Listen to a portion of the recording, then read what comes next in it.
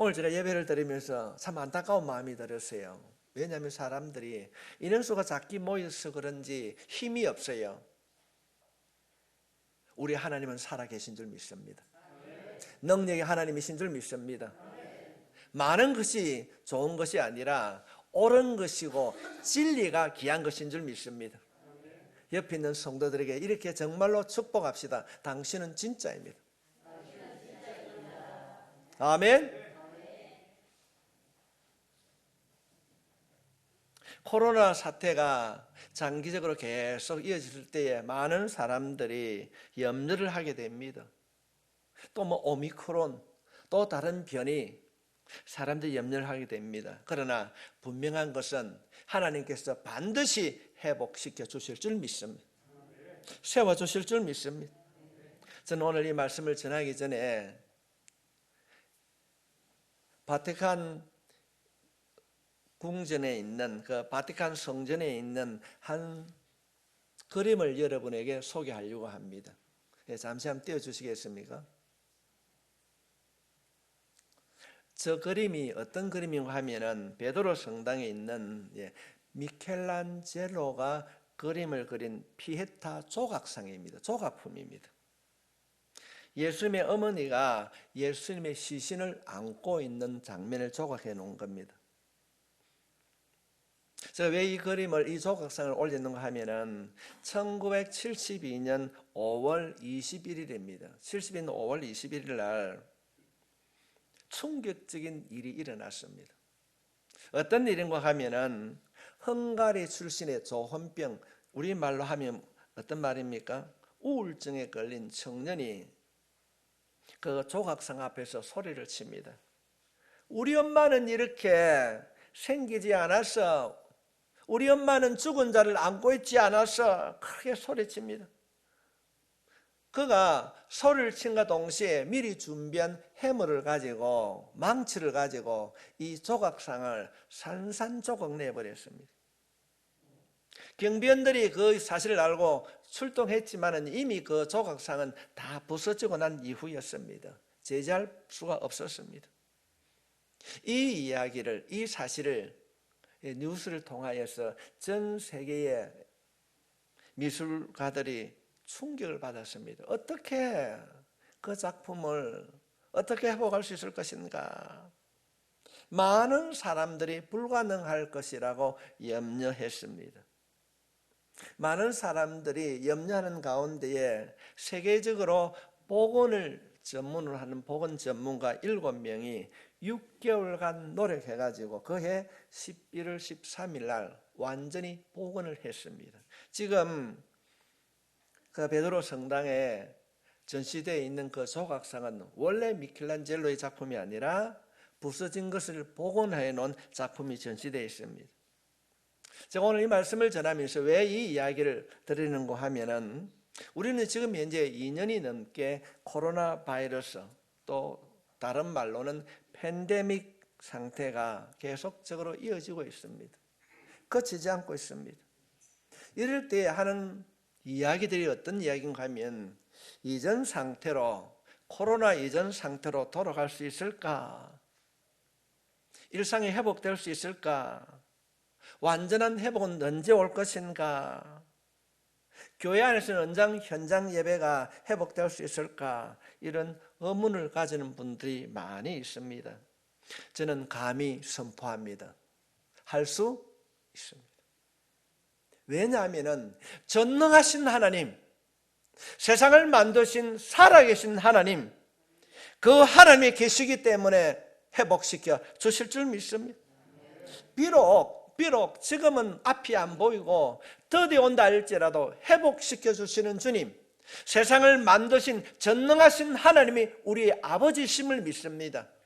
그 아버지심을 믿으실 때에 그 아버지 때에 분명코 회복시켜 주실 줄 믿습니다. 이 믿음이 우리의 믿음이 될 수 있길 바랍니다. 우리가 믿는 하나님은 이전에도 계셨고 지금도 계셨고 장차 올 시대에도 계실 줄 믿습니다. 하나님이 아시면은 회복시켜 주실 줄 믿습니다. 우리의 삶의 회복을 위하여서 우리는 무엇을 해야 되는가? 어떤 일을 이루어가야 되는가? 오늘 주보에 기록된 그 제목처럼 우리의 삶의 회복을 위하여서 무엇을 해야 되는가? 오늘 본문은 우리들에게 아주 분명하게 말씀하고 있습니다.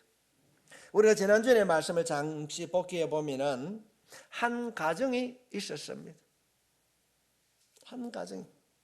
이 한 가정은 자신들에게 찾아온 그 흉년을 피하기 위하여서, 그 흉년을 극복하기 위하여서 하나님께서 가지 말아야 할 그곳, 하나님께 묻지 아니하고 가지 말아야 할 모압 땅으로 이주를 하게 됩니다. 그 일로 인하여서 징계를 받게 됩니다. 그 징계가 남편이 세상을 떠나고 10년 후에 또다시 두 아들이 세상을 떠납니다. 어쩌면은 이 피에타 조각상처럼 한 가정이 산산조각이 났습니다. 오늘은 이 조각난 이 한 가정이 어떻게 회복이 이루어지는가? 어떻게 하면 우리의 삶이 회복할 수 있는가? 두 가지 주제를 가지고 살펴보기를 원합니다. 오늘 본문에 있는 말씀을 살펴보면서 말씀을 듣는 여러분들에게 육적으로 영적으로 회복이 일어날 수 있기를 주의 이름으로 축원합니다. 회복할 수 있습니다. 무너진 건강도, 무너진 여러분의 삶도, 사업도 회복할 수 있습니다. 어떻게 우리의 삶이 회복할 수 있는가? 그 회복의 키워드는 첫 번째는 듣는 것입니다. 듣고 6절 말씀을 보겠습니다. 그 여인이 모압 지방에서 여호와께서 자기 백성을 돌보시사 그들에게 양식을 주시다 함을 듣고 이에 두 며느리와 함께 일어나 모압 지방에서 돌아오려 하여, 하나님께서 양식을 주시다함을 듣고, 양식을 주시다함을 듣고가 지난 시간에 우리가 살펴봤을 때 복음이 아니고 여호와께서 자기 백성을 돌보셨다는 것이 진짜 복음이라는 것을 우리가 살펴봤습니다. 남은 자들 나오미와 두 며느리들이 있었습니다. 여기서 우리가 알아야 하는 것은 우리를 회복시키시는 하나님의 첫 번째 키워드는 하나님의 말씀을 듣는 것에서부터 시작한다는 것입니다. 말씀을 들을 수 있길 바랍니다. 한 좋은 삶을 살아갈 때에, 그래 주일날 설교가 하나님의 말씀을 듣는 것으로부터 시작되었다고 하는데, 그래 내가 한 구절 말씀이라도 읽자. 그 말씀을 따라 내가 하나님 말씀을 읽을 때 내 마음에 하나님의 음성으로 듣는 말씀이 되게 해 주십시오라고 말씀을 붙잡고 기도할 때 기적이 일어나게 될 줄 믿습니다. 말씀을 들을 때에 회복되어질 줄 믿습니다. 우리가 마태복음 9장이나 마가복음 5장 말씀에 보면은 15년 동안 혈류증을 앓고 있던 여자의 이야기를 우리가 알고 있습니다. 이 여인의 이야기를 우리가 통해서 살펴보게 되는 것은 12년 동안 이 여인은 병치레를 하였습니다. 성경을 우리가 살펴보게 되면 많은 의사를 이 병은 저 병은 찾아다녔습니다. 우리말로 하면 발품을 팔았고 치료비로 많은 돈을 썼다고 말합니다. 그러나 문제는 나아지는 것이 아니라 시간이 경과될수록 그 병이 더 중하여졌다는 것입니다. 그런데 마가복음 5장 26절로부터 27절에 있는 말씀을 살펴보게 되면은 많은 의사에게 많은 괴로움을 받았고 가진 것도 다 허비하였으되 아무 효험이 없고 도리어 더 중하였던 차에 예수의 뭘 듣고? 소문을 듣고. 그렇습니다. 예수의 소문을 듣고 무리 가운데 끼어 뒤로 와서 그의 옷에 손을 대니 소문을 듣고 더 절망적인 상황에 부딪혔는데 그녀가 치유되고 회복될 수 있었던 것은 첫 번째 단계는 예수의 소문을 듣고였습니다. 예수의 소문을 들었다는 거지.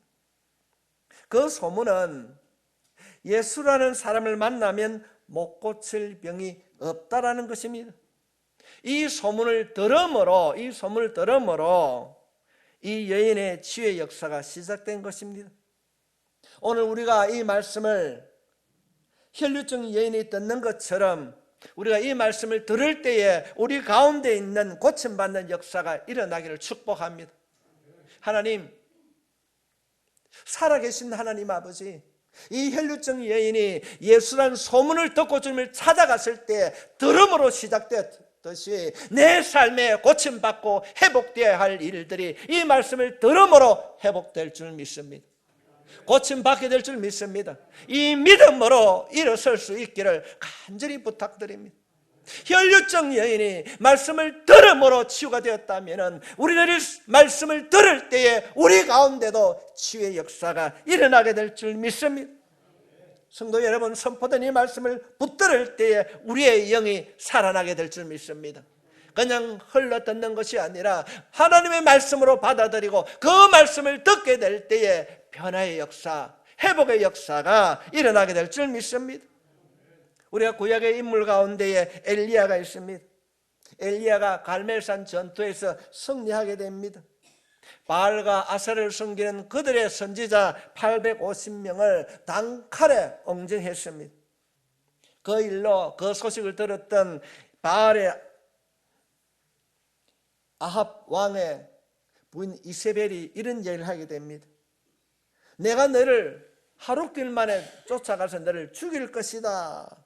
이 말을 듣고 이 엘리야가 탈진을 합니다. 도망을 가는 거예요. 그가 도망을 가서 성경 말씀에 보면은 로뎀 나무 아래 쓰러져서 하는 고백이 무엇입니까? 하나님, 내가 죽겠습니다. 나를 죽여주십시오. 이때 하나님께서는 천사를 통하여서 지쳐있는 엘리야에게 음식을 먹여줍니다. 그 음식을 먹고 로뎀 나무 아래서 엘리야가 호렙산으로 가게 합니다. 40일 동안 걸어서 호렙산에 가게 됩니다. 그때 하나님께서는 음식을 먹음으로 육체는 회복되었지만 영적인 회복이 이루어지지 아니했을 때 하나님께서 말씀하시는 겁니다. 열왕기상 19장 12절로부터 13절에 있는 말씀을 살펴보면은 또 지진 후에 불이 있으나 불 가운데에도 여호와께서 계시지 아니하더니 불 후에 세미한 소리가 있는지라 엘리야가 듣고 그도 서로 얼굴을 가리고 나가 굴 어귀에 서매 소리가 그에게 임하여 이르시되 엘리야야 내가 어찌하여 여기 있느냐. 엘리야는 지금 현재 로뎀 나무 아래서 하나님 내 죽겠습니다. 나를 죽여주십시오. 지쳐있는 그에게 하나님께서 먹을 것을 주시고 호렙산으로 인도했습니다. 그 호렙산에서 이 엘리야를 세우고 주님께서 말씀하십니다. 지진 후에 불이 있으나 불 가운데에서도 여호와께서 계시지 아니하더니 불 후에 세미한 음성이 들린지라 소리가 그에게 임하여. 하나님께서 말씀하시는 거예요. 엘리야야, 너 왜 이렇게 풀이 죽어 있느냐? 왜 지쳐 있느냐? 지쳐 있는 이 상처받은 엘리야의 심령에 하나님의 음성이 들려집니다. 그 음성을 들었을 때 회복의 역사가 일어납니다. 우리가 이 말씀을 묵상하면서 우리의 육신은 맛있는 음식으로는 회복될 수 있지만은 환경은 바꿀 수가 있지만은 우리의 영의 문제는 다르다는 것을 알 수가 있습니다. 그래서 예수님께서는 우리들에게 떡으로만 살 것이 아니라 말씀하셨습니다. 사람이 떡으로만 살 수 없다고 주님 말씀하셨습니다. 우리의 영은 하나님의 말씀으로 회복될 줄 믿습니다. 그래서 우리가 어려움 속에서 목숨 걸고 예배를 드리는 것입니다. 비대면 예배가 어디서 나온 말입니까? 그리고 왜 예배에 목숨을 걸어야 하는가? 우리의 영이 예배를 통하여서 살아나기 때문에 그렇습니다. 오늘 드리는 이 예배를 통하여서 여러분의 영적인 삶이 회복될 수 있길 바랍니다. 여러분의 개인적인 영이 살아나기를 축복합니다. 그러므로 우리는 예배를 드릴 때 선포되는 말씀을 듣고 집중해야 합니다. 우리가 코로나 바이러스 때문에 정부에서 그런 이야기를 참 많이 합니다. 거리두기를 하고 모임을 자제하고 방역에 지침이 있듯이 말씀을 듣는데도 지침이 있습니다. 어떻게 말씀을 드려야 되는가? 그 첫째, 말씀을 단 한 절이라도 듣고 붙들 때 회복이 일어날 줄 믿습니다. 말씀을 듣고 붙잡아야 된다는 것입니다. 여러분, 올해 들어서 변하지 않는 것이 주부에 하나가 있습니다. 이전에는 매주 금주의 말씀이 바뀌었는데 올해는 바뀌지 않고 계속 나옵니다. 금주의 암송 선고 알고 있습니까? 누구든지 그리스도 안에서는 새로운 피조물이라. 새로운 피조물이라. 이전 것은 지나갔으니 보라 새 달을 시작하면서 일을 한 달 동안 계속 이 말씀을 기록하고 있습니다. 이 말씀을 붙잡을 수 있길 바랍니다. 새로운 피조물로서 새롭게 시작할 때 새 날, 새 희망, 새로운 일들이 우리에게 주어질 줄 믿습니다. 우리가 말씀을 붙들 때에 이런 역사가 일어난다는 것입니다. 지식적으로 어떤 분들이 고상하게 경험적으로 말을 할 수 있습니다. 그러나 그 말에는 능력이 없습니다. 우리가 믿는 하나님, 성경 말씀을 통해서 계시해 주시는 하나님의 말씀을 붙들 때에 놀라운 일들이 일어나게 될 줄 믿습니다. 노르웨이에 가면은 국민 시인이 있습니다. 그 노르웨이 국민 시인은 올라드 하우게라고 하는 사람입니다. 이 올라드 하우게라는 사람은 많은 공부를 한 분이 아닙니다. 우리말로 하면 초등학교를 졸업하고 중학교 과정을 다니는 가운데 가정이 어려워서 큰 가수원에 일하는 사람으로 살았습니다. 그런데 이분이 어떻게 국민 시인으로 존경을 받고 있는가? 이분은 어릴 때 큰 아픔을 겪었어요. 그가 성장하는 가운데에 형제 세 사람이 한 차를 타고 가다가 불의의 사고로 형제를 다 잃어버렸습니다. 그 일로 인하여서 이분이 우울증을 앓게 되었고 늘 30년이 넘게 이 조현병 치료를 받고 살아왔습니다. 어느 날 그가 내가 이렇게 병을 가지고 이렇게 의미 없이 살아가야 되겠는가? 그래서 그가 농장에 일을 하면서 간단하게 시를 쓰게 됩니다. 그 시를 쓰고 그걸 모아서 출판하게 되는데 그로 인해서 그가 국민적인 시인이 되었습니다. 그분의 대표적인 시 중에 이런 시가 있습니다. 제목이 내게 진실을 주지 마십시오. 나의 갈증에 바다를 주지 마십시오. 빛을 청할 때 하늘을 주지 마십시오. 다만 빛 한 조각, 이슬 한 조각, 물 한 방울만 저에게 주십시오. 이런 대목의 글이 참 많이 있습니다. 이분의 시성이 의미하는 것이 무엇입니까? 우리가 인생을 회복하는 데 있어서 많은 것이 필요한 것이 아니라 작은 것이지만은 하나 참된 것이 우리의 삶을 변화시킬 수 있다는 것입니다. 쉽게 말씀을 드리면은 우리 모두는 어머니요 아버지입니다. 아버지가 하루 종일 직장에서 힘들게 일을 하고 고단한 몸을 이끌고 가정에 돌아왔을 때 아이가 이렇게 합니다. 아빠 하면은 모든 회복이 다 일어나는 것입니다. 아버지는 어떻게 하면 내가 직장에서 또 내 가정을 이끌어 갈 것인가 많은 고민과 염려가 있지만은 한순간 아이가 오면서 아빠하고 품에 안길 때 그 모든 것이 사라지는 것입니다.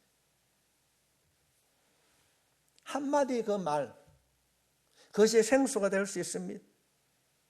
딸이 시집을 가고 고생하는 가운데도 힘들어하지만은 엄마가 친정엄마가 전화를 걸어서 딸아 힘들지? 괜찮아. 이 말 한마디입니다. 한마디의 말이 회복을 가져다 준다는 것입니다. 혈루증 여인이 많은 말을 들은 것이 아닙니다.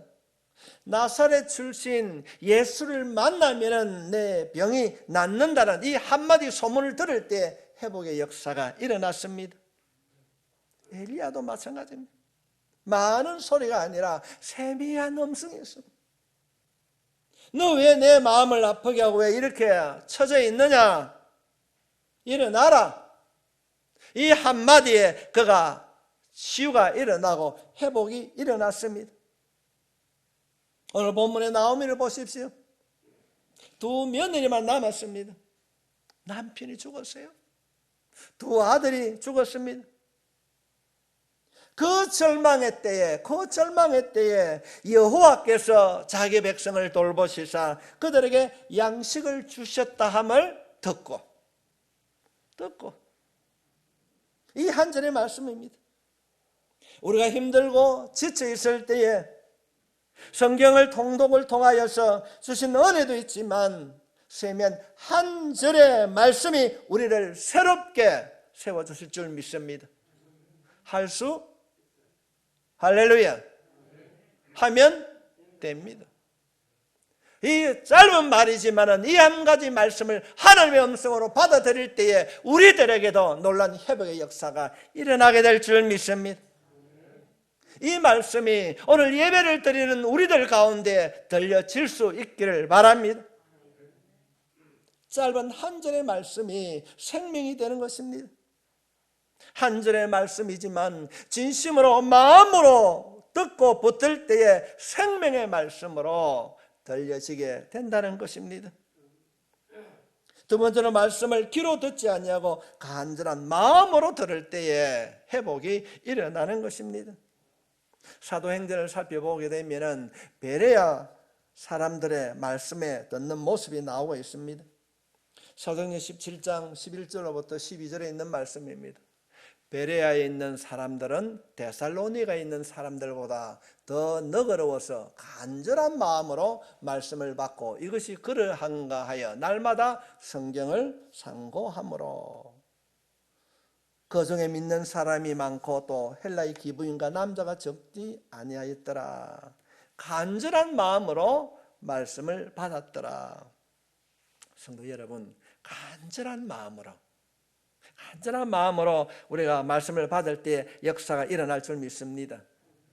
주일이니까 그냥 나오는 것이 아닙니다. 내가 하나님의 말씀을 듣지 아니하면 영적으로 내가 살 수 없다는 그런 간절함으로 가란 마음으로 주님 전에 찾고 주님 전에 나와 선포되는 말씀으로 간절함으로 받아들일 때에 역사가 일어나게 될 줄 믿습니다. 데살로니가전서 2장 13절 말씀에 보면 너희가 말씀을 받을 때 사람의 말로 받지 아니하고 하나님의 말씀으로 받음으로 그리하니라. 하나님의 말씀으로 받게 될 때에 놀라운 일들이 일어나게 될 줄 믿습니다. 성도 여러분, 우리가 이런 마음으로 우리가 예배를 드려야 될 줄 믿습니다. 저는 기도원을 이전에 참 많이 가보았습니다. 기도원에 가면은 교회와 다른 점이 무엇이겠습니까? 아멘 소리가 다릅니다. 왜냐하면 기도원에는 억지로 가는 사람이 없습니다. 대부분 절박해서 갑니다. 응답을 받아야 되고 해결을 받아야 되기 때문에 기도원에 가는 겁니다. 몰려가는 사람이 없습니다. 그래서 어떤 말씀이 선포되어질 때 아멘으로 받아들이는 그 볼륨이 교회에서 아멘하고 전혀 다릅니다. 목사님들이 농담으로 이런 소리를 하게 됩니다. 파주에 가면은 오살리 금식 기도원이 있는데 그곳에는 강사가 기침만 해도 아멘 한다고. 내가 주님을 만나야 하고 내가 주님과 만남을 통하여서 해결해야 합니다. 그렇기 때문에 교회와는 영적인 분위기가 다른 것이 기도원입니다. 우리들이 말씀을 받을 때에 우리들이 말씀을 들을 때에 절박함, 간절함, 저 말씀을 내가 붙들어야 된다고 하는 그런 간절함으로 받게 될 때에 회복이 일어나게 될 줄 믿습니다. 성도 여러분, 가정에 회복되기를 원하십니까? 아멘 안 하세요? 참 힘이 없다, 그죠? 아내는 남편의 말을 듣고 남편은 아내의 말을 들을 때에 부부가 서로의 말을 들어줄 때에 소통이 되어질 때 가정이 회복되게 될 줄 믿습니다. 학생은 선생님의 말을 잘 들어야 돼요. 그럴 때에 성적이 올라가는 것입니다. 자녀는 부모의 말을 잘 들어야 되고 부모는 자녀의 말을 잘 들어야 됩니다. 성도는 하나님의 말씀을 잘 들어야 되고 그 말씀으로 행할 때에 회복되어질 줄 믿습니다. 오늘 주신 이 말씀 가운데 첫 번째 키워드가 들음으로 가정이 회복되고 학생들은 성적이 향상되고 회복되는 놀라운 역사가 일어나길 주님의 이름으로 축원합니다. 두 번째로는 돌아감입니다. 6절 말씀입니다.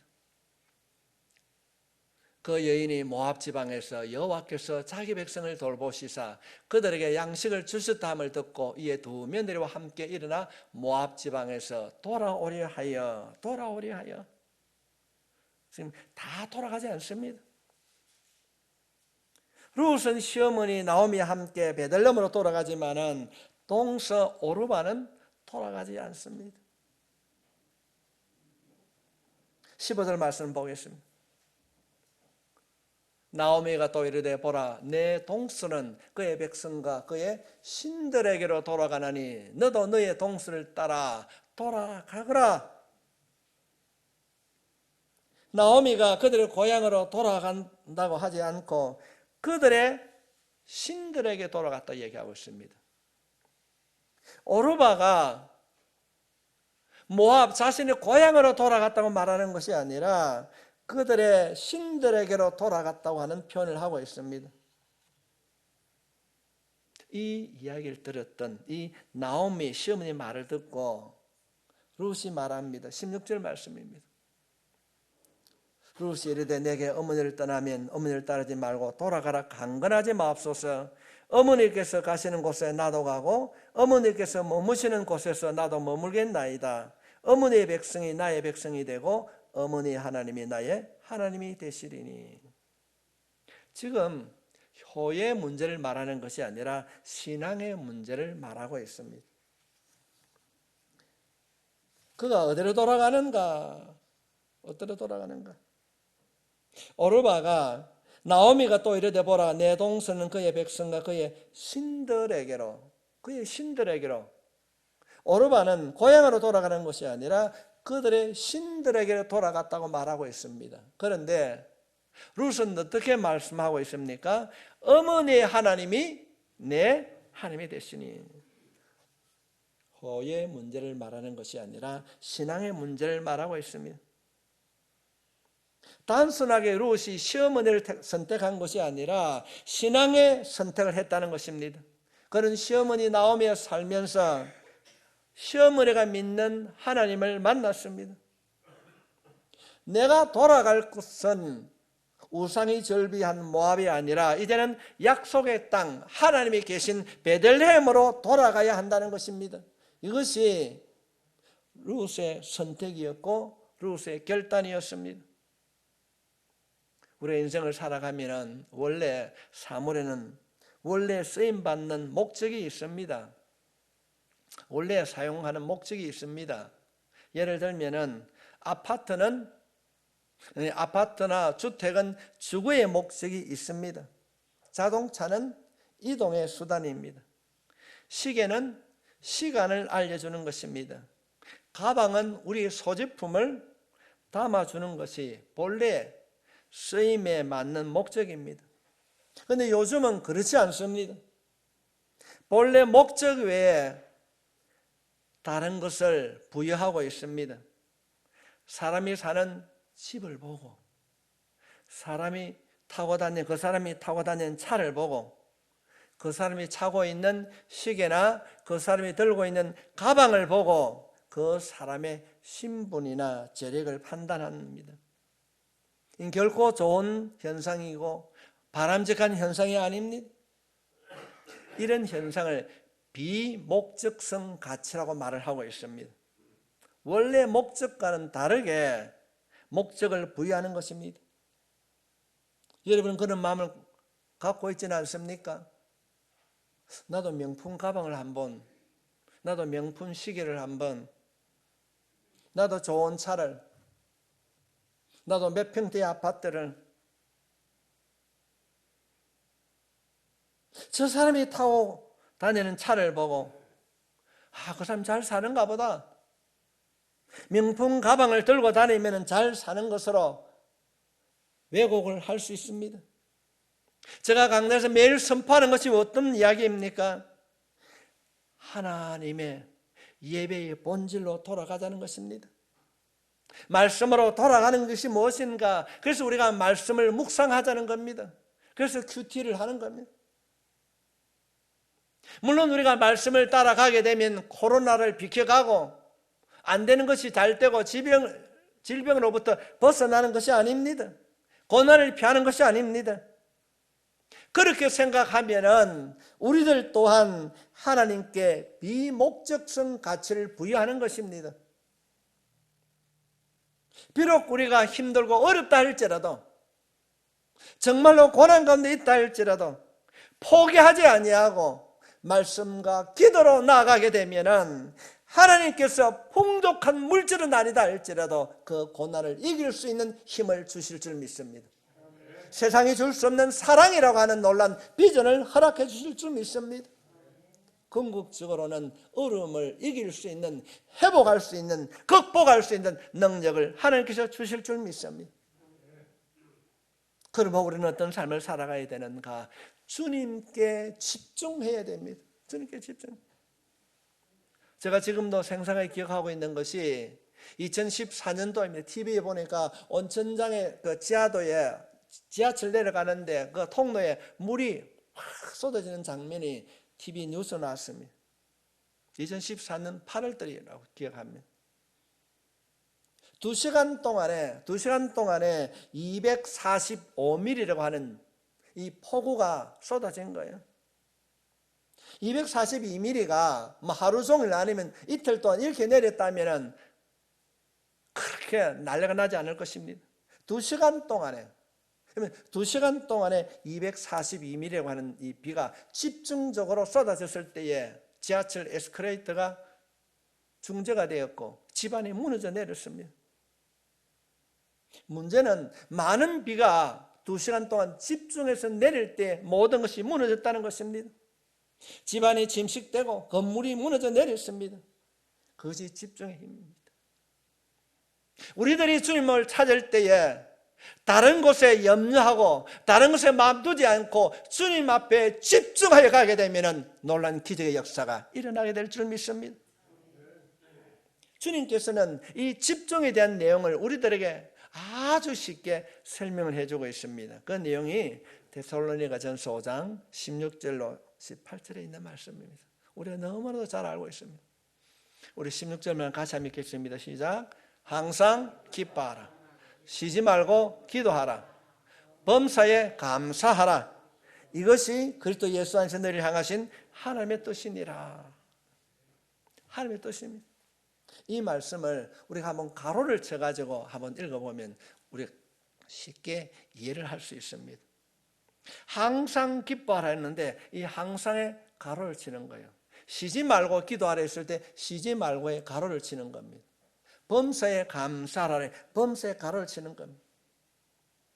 이 보면은 다른 청색으로 지금 현재 올라오고 있는데 항상을 빼게 되면은 기뻐하라, 우리가 기뻐할 수 있습니다. 매일 아니니까 기뻐할 수 있습니다. 쉬지 말고 기도하라, 기도할 수 있습니다. 때로는요. 왜 그러면은 쉬지 말고란 말을 덧붙여 주셨는가? 감사할 수 있습니다. 모든 일에. 그런데 범사에 감사하라, 항상 쉬지 말고 범사에 감사하는 말이 우리에게 부담이 됩니다. 왜 하나님께서는 항상 기뻐해야 되고 쉬지 말고 기도해야 되고 범사에 감사하라고 말씀하고 있는가? 왜 우리들에게 이런 부담을 주시는가? 성도 여러분, 하나님께 집중하라는 것입니다. 우리가 하나님께 집중하지 아니하면 집중하지 않는 그 틈을 사탄이 파고 들어온다는 것입니다. 사탄이 우리를 공격한다는 것입니다. 하나님께 집중하지 못하도록, 하나님만을 바라보지 못하도록 유혹하고 넘어지게 한다는 것입니다. 그래서 우리가 신앙생활을 하는 것이 항상 기뻐해야 되는 거예요. 그래서 우리들이 쉬지 말고 기도해야 돼요. 그래서 우리가 범사에 감사해야 되는 것입니다. 우리가 항상 쉬지 말고 범사에 하나님께 시선을 고정하지 않으면 우리의 삶에 악한 영이 들어와 우리를 지배하게 된다는 것입니다. 이것이 바로 집중의 힘이라는 것입니다. 항상 기도할 수 있기를 바랍니다. 쉬지 말고 기도할 수 있기를 바랍니다. 항상 범사에 감사할 수 있기를 바랍니다. 우리가 매일 드리는 기도도 마찬가지입니다. 하나님께 집중하지 않고 하나님께 집중하지 않고 응답에 집중하게 되면은 하나님의 음성을 들을 수가 없습니다.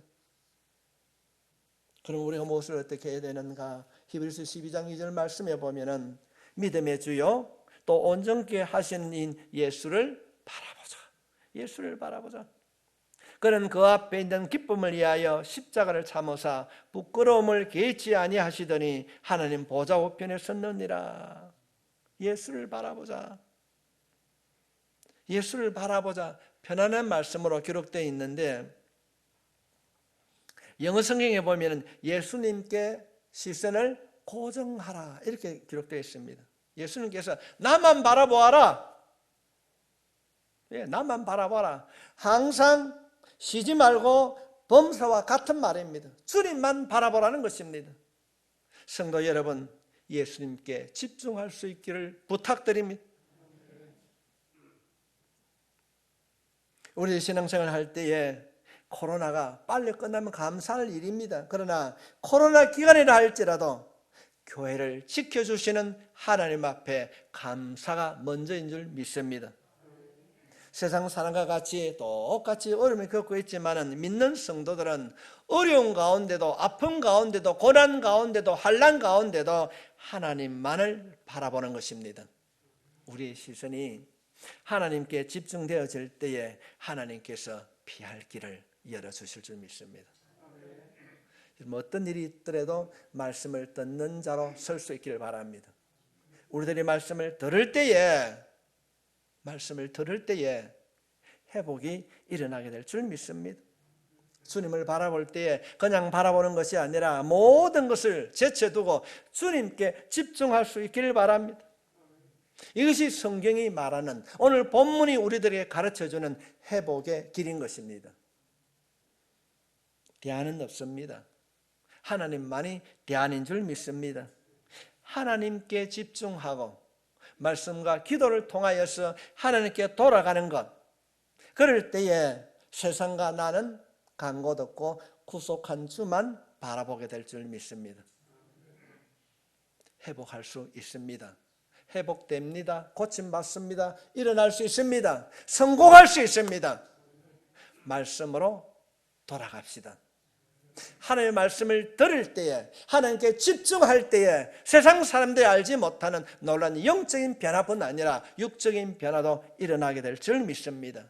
오늘 이 말씀대로 살아갈 때에 하나님께서 여러분들을 성공한 자로, 건강한 자로, 능력이 있는 자로 세워주실 줄 믿습니다.